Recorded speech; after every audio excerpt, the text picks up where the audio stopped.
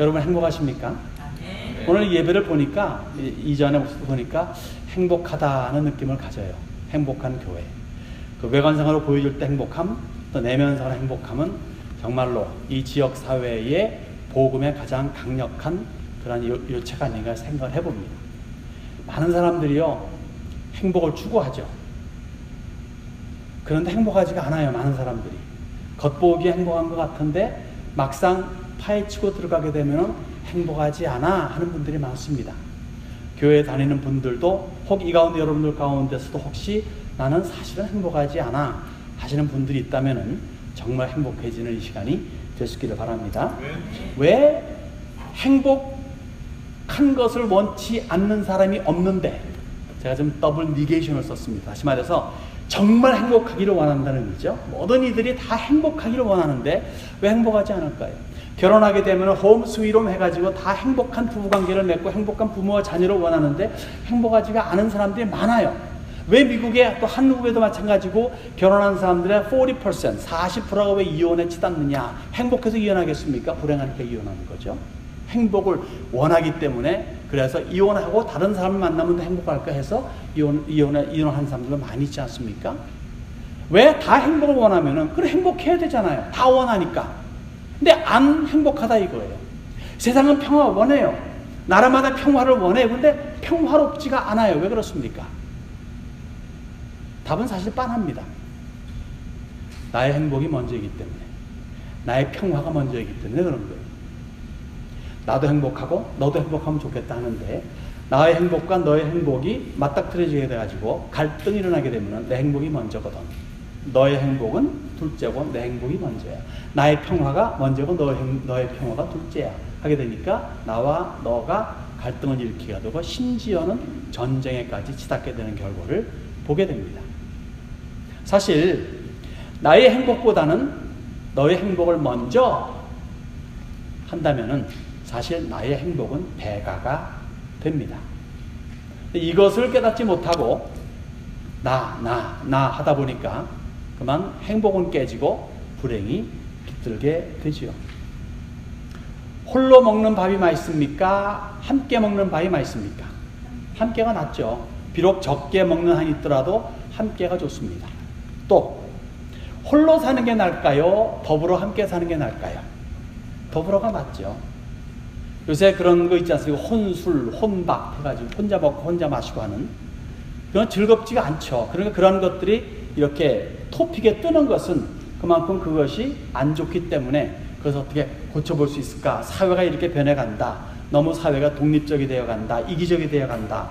해서 이런 혼술, 혼밥 정도 이야기가 나오는 정도인데, 교회 안에서조차도 보게 되면은 홀로 있기를 즐기는 사람들이 없잖아 있더라고요.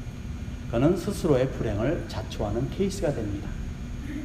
행복은요, 함께 으쌰으쌰 할 때, 그때 행복은 날개치면서 달려옵니다. 즉 더불어 함께 하는 것이 많을수록 행복지수는 높아진다는 거죠. 물론 뭐 많다고도 좋은 건 아니에요. 좋은 게 많아야죠. 사람이 많아요, 교회에. 행복할 것 같죠? 대교회 목사님 보니까 흰머리가 빨리 많아지더라고요. 왜 그런지 모르겠어요. 저는 흰머리는 제가 일부러 이렇게 폼재려고 만들어낸 거니까 저는 괜찮습니다. 많은 사람들 보게 되면 큰 교회 목사님일수록 더 힘들어하고, 대기업의 회장일수록 더 힘들어지는 케이스, 행복하지 못한 케이스가 많이 있더라고요. 여러분, 좋은 게 많아야 행복한 겁니다. 많은 게 행복이 아니라. 돈도 많다고 행복한 거 아니에요. 돈 많은 사람이 자살을 많이 하더라고요. 우리 같으면 이해가 안 가요. 여러분들은 모르겠어요. 저 같은 케이스는 돈 많으면 행복할 것 같은데 행복하지 않더라고요. 그런 분들이 고층에서 떨어지기도 하고 남 모르게 손 긋기도 하고 그렇게 합니다. 많다고, 사람 많다고, 돈 많다고 행복한 게 아니라 좋은 게 많아야 행복한 것이다. 오늘 본문을 통해 가지고 어떠한 사람이, 어떠한 가정이, 어떠한 교회가 행복한지 서너 가지로 살펴보기로 하겠습니다. 첫째로 볼 것은요, 하나님을 경외할 때, 여기 1, 2절에 보니까 여호와를 경외하며 그의 길을 걷는 자마다 그의 도에 행하는 자, 그의 길을 걷는 자마다 복이 있다. 내가 내 손이 수고한 대로 먹을 것이라 내가 복되고 형통하리로다 라고 말씀합니다. 여호와를 경외하며, 경외가 뭡니까? 두려워하는 마음이죠. 사실 두려워하는 마음, fear of God, 하나님을 두려워한다, 이런 표현보다는 요새 말로 제가 좀 약간 한다면요, 사랑하는 마음으로 어려워하는 겁니다. 그러면 어르신들 볼 적에 무섭고 떨립니까? 그렇지는 않죠. 그러나 respect with honor, respect with love, 그러니까 존경하는 가운데 어려워하는 마음, 어르신이기 때문에, 존경하는 사람이기 때문에 이런 식으로 하나님을 대할 적에 그냥 두려움에 덜덜덜 떠는, afraid 하는 그런 것이 아니라 존경하는 마음으로, 어려운 마음으로 상대하는 것이 하나님을 경외하는 거죠. 그렇듯 그런 식의 여호와를 경외한다고 하면은 육신의 부모를 대할 때는 어떠한 태도를 취해야 되겠는가? 육신의 부모를 업신여기면서 행복한 가정을 운운하는 것은 가소로운 일이에요. 그렇듯이 하나님 아버지를 경외치 않는 가운데 행복이라는 단어는 가당치 않습니다. 지금 세상의 윤리와 도덕은 날이 갈수록 깨져가고 있습니다. 상하의 관계가 모호해지고 어른에 대한 존경심도 많이 사라져가고, 또한 함부로 대하는 사건들을 우리가 종종 주변에서 접하고 매스미디어를 통해서 알게 됩니다. 자, 기독인 스스로들도 말이죠, 기독교 자체 내에서도 스스로 무장해제를 해요. 그리고 그 경외받기 합당하신 하나님을 일반적인 다른 잡신들과 같은 동등의 레벨로 낮추어가지고 그렇게 배우할 데가 없지 않아 많이 있습니다. 사실 하나님을 우상의 수준으로 낮춘다고 하는 것은 큰 죄예요. 하나님은 정말로 하나님이십니다. 유일하신 하나님. 하나님께서 말씀하시잖아요. 나 외에 다른 신이 없느니라. 신이 있다면 다 가짜다. 이럴 정도로 당당하신 하나님을 다른 신과 같은 수준에서 딱 만들어 놓고, 예수님도 부처님도 모하메드도 시대와 세월을 따라 가지고 그렇게 구원의 길을 열어주셨다. 산 정상에 올라가는 길은 여러 가지 갈래가 있으니 구원도 여러 갈래가 있다라는 궤변을 펼치면서 하나님이라고 하는 분을 우상의 수준으로 낮춰버리는 케이스가 없지 않아 있는 거죠. 그러한 자들에게 진정한 행복은 있을 수가 없습니다. 왜 이런 현상들이 벌어지는가? 다시 한번 말씀드리지만 하나님을 경외함이 없어서 그래요. 하나님을 경외하지 않는다는 게 무슨 의미입니까? 여기 보니까 그의 길을 걷는 자마다, 그의 길을 걷지 아니하는 자, 그의 도에 행하지 아니하는 자라는 의미죠. 경외하는 자는 그의 도에 행하는 자, 그의 길이 뭡니까? 나는 길이요 진리요 생명이신 예수의 길, 예수의 길이 뭡니까? 즉 성경의 길이에요. 이 성경이 뭘 가르치냐? 예수 말씀하시지 않았습니까? 바리새인들에게 이 성경이 나를 가르쳐 말하는 거 아니냐?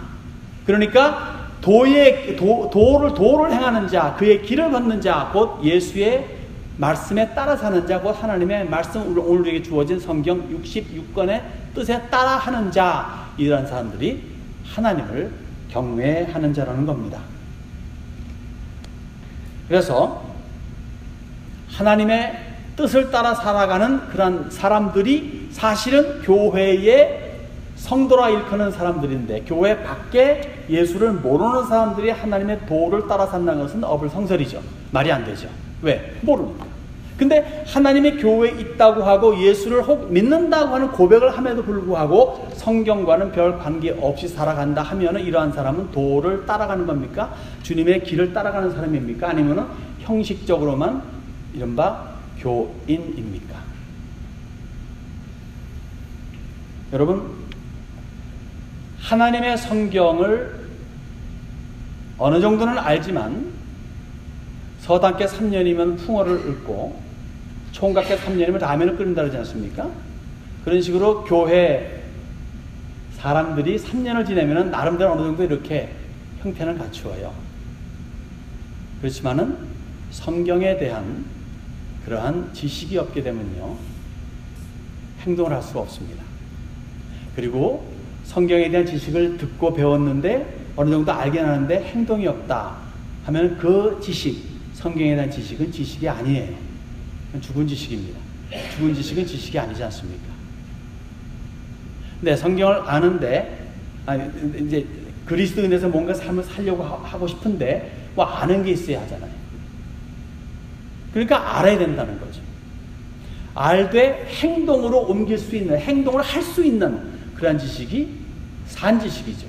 그 산 지식을 성경은 요구하는 것이고, 그 산 지식을 이제 9월달 되니까 또 성경 공부하지 않습니까? 아가서 공부하지 않습니까? 그리스도와 교회와의 깊은 관계, 또 방해자가 있는 방해자를 물리치는 그 아름다운 이야기들, 남녀의 어떤 사랑의 관계를 통해 가지고 이루어지는 그 아가서를 공부한다고 하지 않습니까? 왜? 알아야 할 수 있고 행동할 수, 행동해야 그것이 나의 것이 되며 참 성도라 일컬음 받을 수가 있으니까. 교회를 다니는 사람은 교인입니다. 교인은 꼭 성도이지 않을 수도 있습니다. 성도만이 천당을 갑니다. 교인이 천당하는 게 아니에요. 교회에 저울 두면 교인이죠. 교회인이니까. 그러나 그들이 성도가 되어야 참 교인으로서 주님의 교회를 섬길 수가 있죠. 교회가 어떤 곳입니까? 교회 쉬운 곳 아닙니다. 교회 싼 곳 아닙니다. 제발 좀 교회 좀 와보세요. 빌어가지고 한번 내가 와보지. 그런 게 교회가 아닙니다. 사도행전 20장에 뭘 말합니까? 교회는 하나님이, 누가? 하나님이 자기 피로 사신 교회예요. 하나님의 피로. 그러니까 누가 하나님입니까? 피 흘리신 분이 누구예요? 예수님이시죠. 예수님은 하나님이시죠. 그 하나님께서 친히 화육 강세 육체를 입고 이 땅에 오셔서 우리를 위해서 십자가 달려 죽으셨다는, 그렇게 가지고 세운 교회가, 단체가 교회예요. 교회는 에클레시아입니다. 칼레오라고 하는 단어가 합성되어 가지고 만들어진 그 단체예요.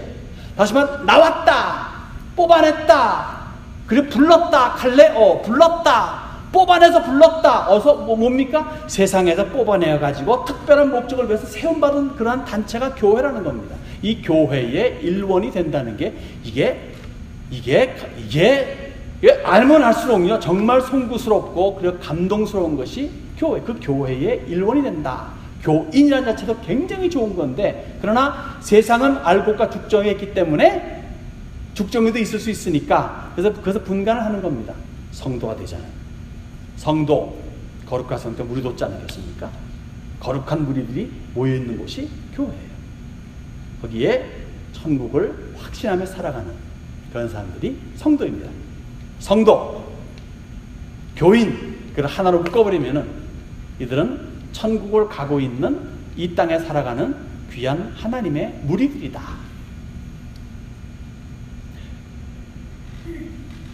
성도는 누구를 믿습니까? 예수님. 예수님은 누구입니까? 그리스도입니다. 그리스도, 예수 그리스도. 그렇죠. 예수님은 그러면은 first name이고 그리스도는 last name이다. 그렇게 오해하지 마시고, 예수는 그리스도다. 그리스도는 그 히브리 말로 말하게 되면 메시아라는 뜻이, 메시아. 다 아시죠? 메시아의 의미가 뭡니까? 기름 부음 받은 자다. 과거에 기름 부음 받은 자에게 왜 기름 붓습니까? 특별한 목적을 위해서 기름을 붓습니다. 특별한 목적 때문에. 그래서 제사장이라든가 이런 사람만이 기름 부음 받죠. 왕 같은 사람. 예수님께서는 인류를 구원하시기 위한 하나님의 오리지널 계획, 창조 이전부터 세웠던 그 계획을 실천하시기 위해서 오신, 적절한 때에 오신, 때가 참에 오신 그런 귀한 메시아라는 얘기예요. 그분만이 구원입니다. 그분 외에 다른 구원은 없어요. 아무리 달과 태양이 합쳐진 문선명이라 할지라도 안 돼요. 그리고 모하메드도 안 돼요. 부처님도 안 돼요. 아무님도 안 돼요. 오직 예수님만이 우리에게 구원을 베풀 수 있는 분이죠. 왜? 그분만이 우리의 탕감할 수 없는 죄를 탕감할 수 있도록 길을 열어놓으신, 자기의 육체로 친히 새롭고 산 길을 열어놓으신 분이 그분뿐이기 때문에 그분을 나의 구주로 영접할 때 그러한 사람만이 천국 가는 천국 열차에 동승할 수 있습니다. 여러분 동승했습니까? 굉장히 중요한 겁니다. 이 땅에서 아무리 자기의 로지, 신학, 철학 다 가지고 뭐 박사를 3개를 갖다 할지라도 그러나 결국 죽어서 지옥 가면은 얼마나 허무한 인생이 되겠습니까? 이런 이야기 있습니다. 제가 좀 말씀은 약간 옆으로 나가는데 이런 이야기 있습니다. 하루살이가 며칠 살죠? 하루 살죠. 대단한 진리입니다. 하루를 사는데 그만 하루사 중에 한 마리가 아침에 죽었어요. 그래서 많은 하루살이들이 모여가지고 꺼이 웁니다. 아이고, 지 목숨 못 살고 죽었네. 우리가 보기에는 가소롭죠. 그래봐야 하루밖에 못 사는 놈, 뭐 낮에 죽거나 밤에 죽거나 똑같은데 그게 하나님 보실 때 인간입니다. 7, 80년을 잘 먹고 잘 사나 20, 30년을 잘 먹고 잘 사나 못 먹고 못 사나 어떻게 살든 간에 나사로와 부자같이 어떠한 모습으로 살든 간에 결국 끝에 가가지고 그 끝이 영원토록 좋아야지 이 땅에서 짤막한 시간에 좋아봤자 그것이 뭐 하루살이의 차이에서 무슨 차이가 있겠냐 이거예요. 여러분의 내세는 영원한 삶입니다. 여러분 영원을 상상해 보셨어요? 영원? 한번 상상해 보세요. 영원, eternal life, eternity, on and on and on and on and on. 요새 마리오 얼마나 이 장난을 노는지요. 야, 천국 너무 재미없어 보이지 않니? 그런 영화도 나왔어요. 뭐 천사가 너무 하늘이 재미없어가지고 이 땅에 와가지고 어떤 여자를 보고 좋아해가지고 그런 영화도 나왔었습니다. 근제도 그런 비슷한 게 있다 그래요. 근데 천국이요, 여러분. 하나님은 무한하신 분이죠. 우리는 유한한 존재예요. 이 땅에 사는 가운데서 우리가 보지 못하는 것, 우리가 알지 못하는 것이 발견될 때마다 놀라움을 금하지 못합니다. 이 지구상에 존재하는 것들 가운데서 굉장히 많은 것들이 기가 막힌 것들이 해저 심해로 가보면 상상하지 못했던 그런 생물체들 많이 발견하지 않습니까?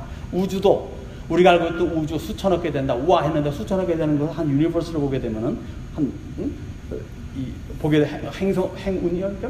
보게 되면은 그만한 수천억 개 별을 하나의 그냥 갤럭시를 보게 되면 또 다른 갤럭시 같은 것들이 수천억 개가 또 있고 그래서 합쳐가지고 유니버스라고 유니버스 같은 것이 수천억 개가 더 있다는 그런 말을 해요 지금. 그럴 때 끝이 없습니다. 왜? 유한한 인간이 볼 적에 물론 하나님의 창조에는 그 끝이 있어요. 유한해요. 그러나 하나님은 무한해요. 천국과 가지고 우리가 주님을 알아가는 거 무한히 알아가는 겁니다. 오늘 알았던 거 내일 알았던 거 지금 시간 관념도 없어요. 천국에는 그런 곳에서 무한히 알아가는 거 하나님이 얼마나 익사이팅합니까? 여러분이 이 땅에 살면서 몰랐던 거 알게 되잖아요. 좋아요 나빠요? 막 좋다. 이런 게 있었네. 우와 그렇지 않습니까? 그런 것을 천국에서 영원토록 계속적으로 increasing level로 알아간다고 할 때 그 천국이 얼마나 좋은 곳입니까? 영원히 사는 곳인데 주님과 더불어 내 사랑하는 그 님과 더불어 영원히 사는데 지금 내 사랑하는 내 아내 남편보다 내 퓨처의 남편 아내보다도 훨씬 더 좋은 그 분과 더불어서 영원히 살아가는데 얼마나 좋은 곳이에요. 그곳에서 영원히 사는 게 중요한 거지 이 땅에서 7, 80, 8, 90년 잘 살아봐야 무슨 소용이 있겠습니까? 혹 이 자리에서 아직도 영원에 대한 확신이 없으신 분들은 그 영원의 키를 주고 계시는 그 누구도 해결할 수 없는 문제를 오로지 한 분만이 해결하셨기에 그분에게 모든 것을 다 주시고 그분을 통해서 천국 문에 들어가게 하시는 그 예수님을 믿으시고 천국 티켓을 확정받으시기를 바랍니다. 하나님을 경외하는 자는 수고한 손이 헛되지 않다고 합니다. 내가 내 손이 수고한 대로 먹을 것이라 내가 복되고 형통하리로다. 여러분 많은 사람들이요 고생하면서 일하지만은 나중에 양손에 쥐는 게 없어가지고 물고 품절은 되었다는 분들 가끔 보지 않습니까? 그리고 어떤 사람들은 또 믿는 사람들 가운데서도 이런 분들도 계세요. 아 성경에 분명히 말했어. 30배, 60배, 90, 100배 준다고. 여러분 꿈 깨십시오. 30배, 60배, 100배를 바라는 것은 마치 로또 기다리는 것과 비슷한 거예요. 분명히 성경은요 열심히 일하고 수고해라, 땀 흘려라 그렇게 말합니다. 아담과 하와에게도 그렇게 아담에게도 말했어요. 타락한 다음에 너는 종일토록 수고하여야 땅이 그 소산을 내리니. 네? 맞습니까? 그런 식으로 우리 역시 마찬가지. 믿는 사람이라고 하면 열심히 살아야 돼요. 일확천금 노리는 거 아닙니다.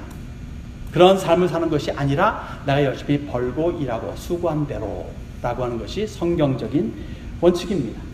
자, 하나님을 경외하는 자들마다 이러한 알찬 보람된 삶을 산다는 거예요. 허황된 걸 꿈꾸지 않는다는 겁니다. 그것이 복되고 형통하다는 거예요. 우리 할머니 교회 여러분들 복되고 형통하신 분들이 되기를 바랍니다. 이것이 하나님을 경외하는 사람들의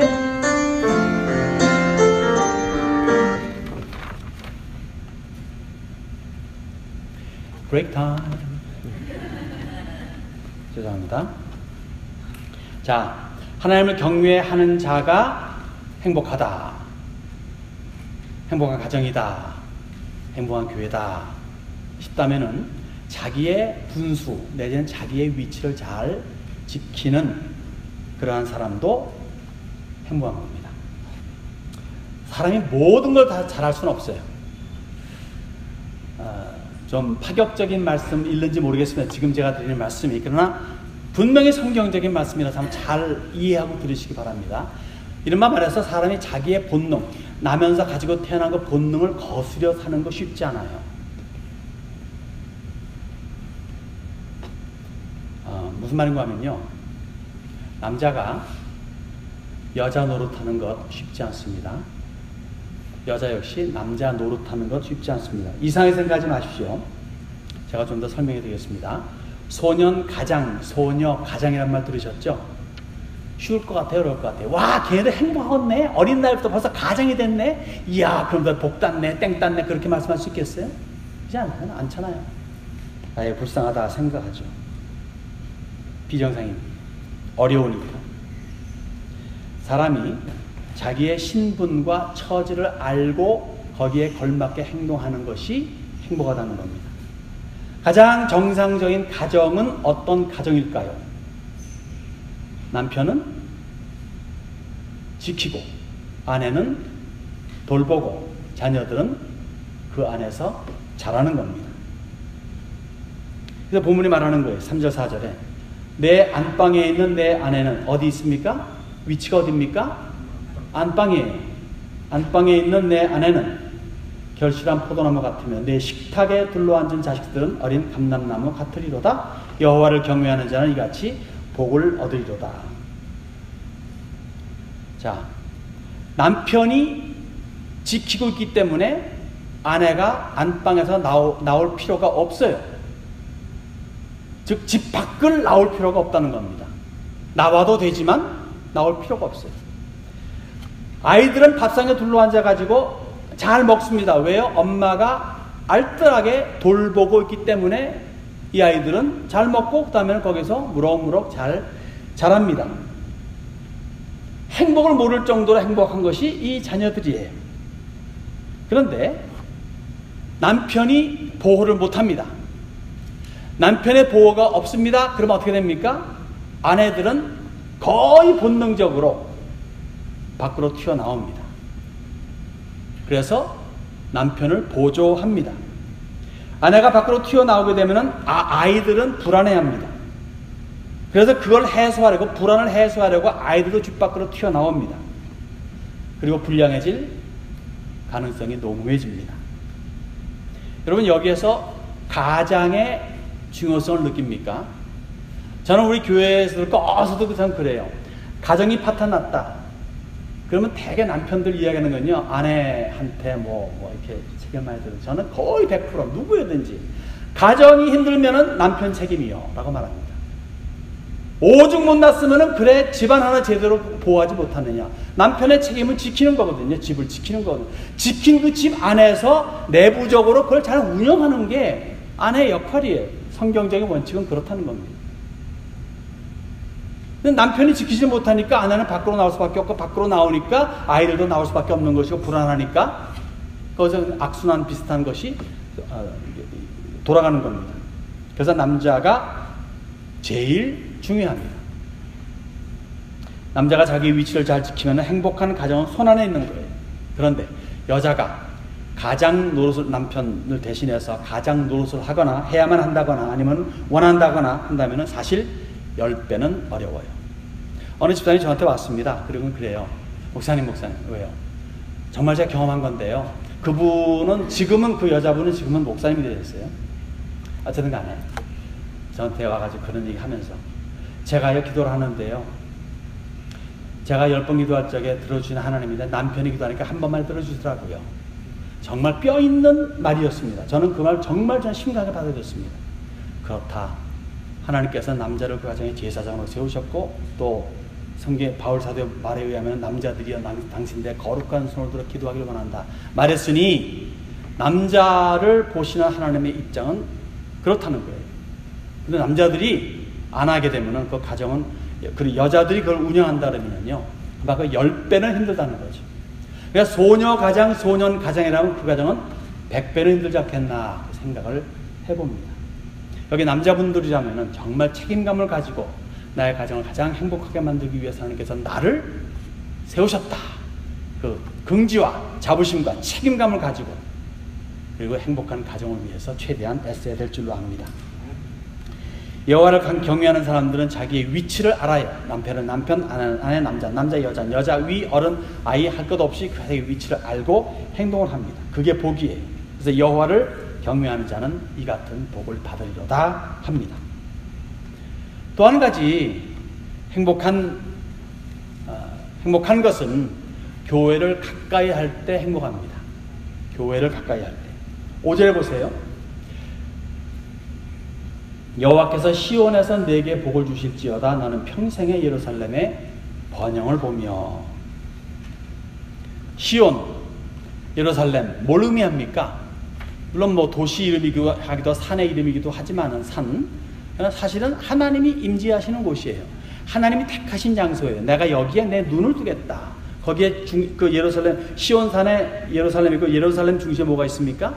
성전이 있죠. 성전에 하나님의 임재가 있는 언약궤가 지성소 안에 있습니다. 그 언약궤에 내가 와서 너희들과 언약을 내가 세우고 언약을 나 지켜주겠다. 이런 거 아니겠습니까? 그러면 오늘날 있어가지고 하나님이 계시는 곳, 하나님 물론 어디에나 계십니다만 하나님께서 포커스하고 있는 곳이 어디입니까? 교회예요. 그래서 행복한 가정은 교회랑 직결됩니다. 교회가 사랑스럽고 교회를 위하고 교회를 섬기고 또 교회에서 만족을 얻는 것, 이것이 행복한 사람이 행복한 가정이 행복한 교회를 이루게 되죠. 여러분 가정과 교회를요 별개로 나누지 마시기 바랍니다. 그런 말 종종 들었어요. 신방 가면요 그런 말 합니다. 제 아내가요 너무 교회를 해가지고 집안 이런 여러분 들으신 적 있죠? 혹시 그렇게 말씀하신 적 계십니까? 저는 그렇게 말합니다. 교회와 가정은 따로 나눌 수가 없는 겁니다. 우리 하나님께서 언제 교회는 교회, 가정이라고 말했는가? 그런 거 없어요. 우리 에베소서 5장 보게 되면은요, 부부간의 사랑 이야기할 적에 그리스도와 교회와의 사랑을 연결시키잖아요. 그래서 결혼식 가게 되면 목사님들이 의뢰하는 거, 에베소서 5장 다 펼친 다음에, 그리스도가 교회에게 하듯, 남편은 아내를 사랑할 것이요, 교회가 그리스도에게 하듯, 아내는 남편을 또 복종할 것이요, 이런 식의 표현하지 않습니까? 그만큼 교회는 가정과 직결되어 있다는 거죠. 그래서 성도로서 실생활 속에서 교회를 사랑하지 않으면, 교회를 사랑하기 힘든 상태라면요, 마음이 불편하게 되어 있습니다. 그렇기 때문에 불편한 마음에서 나오는 말들은 부정적인 언사가 많이 있습니다. 이 교회는 그렇지 않을 것 같아요. 그죠? 아까도 보니까 너무 좋아서 많은 교회들이 불평, 원망 속에 있습니다. 왜 그럴까요? 교회가 잘못하는 것도 혹 있을런가 모르겠습니다만은 사실은 개개인의 삶의 행복을 느끼지 못하기 때문에 그래서 그런 것들이 교회에서 발산되는 거죠. 그래서 교회는 더욱더 하모나이즈가 되고 사랑스러워야 된다는 거죠. 혹 가정이 힘들면 그 힘든 그 가정들을 어느 정도 커버해 줄 수 있고 격려해 줄 수 있는 교회의 분위기가 형성된다면 그 교회는 이 지역사회를 밝게 할 수 있고 행복을 끼쳐줄 수 있는 그런 주님의 교회가 될 줄로 믿습니다. 여러분, 행복한 가정의 특징, 행복한 사람의 특징은 매우 교회랑 밀접한 관계를 맺습니다. 여러분의 교회, 이 하모니 교회가 항상 여러분의 삶에 가까이 있기를 바랍니다. 이것이 가정을 파괴하는 주범이 아니에요. 자녀들의 삶에 어려움을 주는 것이 아니에요. 이거야말로 정말 여러분의 가정을 더욱더 행복하게 만들어줍니다. 믿음이 좋은 자녀들이 효도합니다. 여러분의 자녀를 믿음이 좋은 자녀를 키워야지 공부를 잘 시켜가지고 좋은 대학 보내겠다, 좋은 잡을 구하게 해줘야겠다 하는 것은 2차적인 이슈입니다. 1차적인 이슈는 예수를 잘 믿게 해줘야 되겠다. 여기에 정답이 있습니다. 꼭 여러분의 가정이 행복한 가정이 되도록 교회를, 이 하모니 교회를 가까이 하시는 축복이 있기를 바랍니다. 마지막 한 가지 보게 되면요, 6절에 있는 말씀, 자식들이 잘 되는 것을 보게 됩니다. 자, 5절, 6절이죠. 내 자식의 자식을 볼지어다 이스라엘에게 평강이 있을지어다. 사실 오늘 특별한 날이니까 약간 설교를 약간 길게 합니다. 네. 이제 곧 끝납니다. 양해하십시오. 자, 후손들이 잘 되는 모습이죠. 자식의 자식을 본다. 창대하고 평화가 깃든 가정의 행복한 모습이죠. 여러분, 아무리 사회적 흐름과 그리고 생각이 아니라 하더라도 꼭 알아야 될 것이 있고 믿어야 될 것이 있어요. 뭡니까? 언제든지요, 자식은 많을수록 좋습니다. 저도 결혼할 적에 우리 아내에게 여보 최소한 4살 낳아야지. 그때는 끄덕끄덕 비슷하게 거렸습니다. 아이 둘 낳더니만 노마스, 노모, 날 때려잡아 주시오, 뭐 이런 식의 표현을 하는 바람에 결국 둘로 끝났지만 우리 박 목사님이 얼마나 참 좋습니다. 우리 교회도 5 있는 집이 있어요. 5. 참 키울 때는 힘들던가 몰라도 너무 행복해 보입니다. 자녀도 잘 자라고 말이죠. 자식은 많을수록 좋아요. 바로 그 전장 127장 보게 되면은 이 자식들을 화살로 표현하지 않습니까? 그리고 전통의 그 화살이 많은 자는 복되다 말하지 않습니까? 이 성경에서 말하는 거예요. 자, 보세요. 얼마 전, 아마 오래전입니까? 한국에서 하나 낳고 잘 키우자, 그런 슬로건이 있었다 그러죠. 저는 그때 미국에 있어서 모르겠습니다만은 그랬다 그래요. 그래서 하나 낳고 잘 키우니까 어떻게 됐습니까? 지금 고령화 때문에 지금 걱정하지 않습니까? 제발 좀 애 좀 낳아 주십시오. 낳습니까? 안 낳지 않습니까? 사실 미래학자들의 얘기는요, 어느 문명, 어느 사회든 간에 최소한 한 가정에 자녀가 2명이 있어야 그 문명이 30-40년 후에 유지가 된대요. 제가 하는 말이 아니라 미래학자가 하는 말입니다. 다시 말해서 한 가정에 2명 이하의 자녀가, 내셔널 에버리지가 2명 이상이 되면은 그 문명이 유지가 되는데 2명 이하가 된 문명이 30-40년 후에는 소멸돼 간대요. 한국은 1.3인가 1.2죠? 앞으로 수십 년 어떤 일이 벌어질지 생각해 보십시오. 미국 2.2입니다. 그리고 이민자들로 말미암아 특히 그 히스패닉 계통 내지는 그분들로 말미암아 정말 숫자가 많아집니다. 미국은 앞으로도 괜찮아요.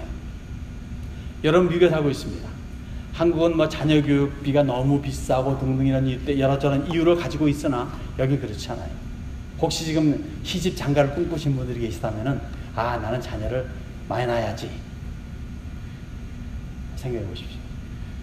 그리고 옛날 우리나라만 그런 말이 있어요. 자식은 자기 먹을 거 갖고 태어난다고 그래요. 잘 생각해 보시고 많은 자녀가 행복한 것이다.